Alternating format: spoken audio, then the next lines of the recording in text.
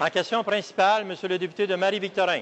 Monsieur le Président, le ministre de la Santé vient de recevoir son bulletin de santé ce matin. 20 heures d'attente dans les hôpitaux de Montréal. Jamais on a autant entendu au Québec. En moyenne, 17h36 minutes dans les urgences du Québec. Dans certains hôpitaux, c'est 20 heures, 25 heures, 30 heures. Maisonneuve-Rosemont, 34 heures d'attente. Ça, c'est du monde, Monsieur le Président. C'est du vrai monde. Là. Le premier ministre avait promis l'élimination de toute attente. Son ministre des Finances, son ministre de la Santé, M. Couillard, avait dit 12 heures. 12 heures. Il y a 5 ans, on attendait 15 heures. Là, on attend 17 heures, Monsieur le Président.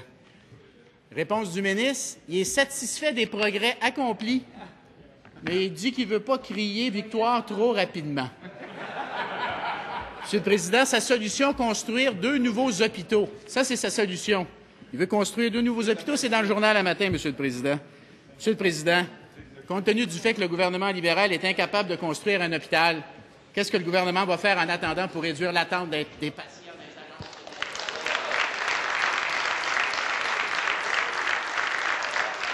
Monsieur le ministre de la Santé et des Services sociaux.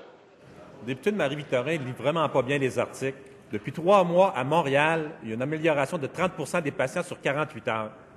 Également, il y a une augmentation dans la province de 15 des patients qui attendent 48 heures dans les urgences. C'est très significatif. Il devrait lire l'article comme il faut. S'il connaissait un peu la région de Montréal, il saurait qu'il y a une pénurie de lits de courte durée à Montréal et c'est une solution qu'on apporte. Je vais lui rappeler que son parti a fermé 7 hôpitaux dans la région de Montréal. Si on a des problèmes aujourd'hui, c'est en partie à cause de ça.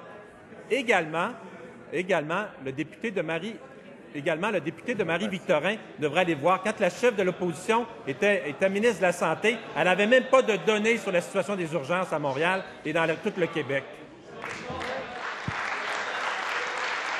Alors, ceci met fin à la période de questions et de réponses orales des députés.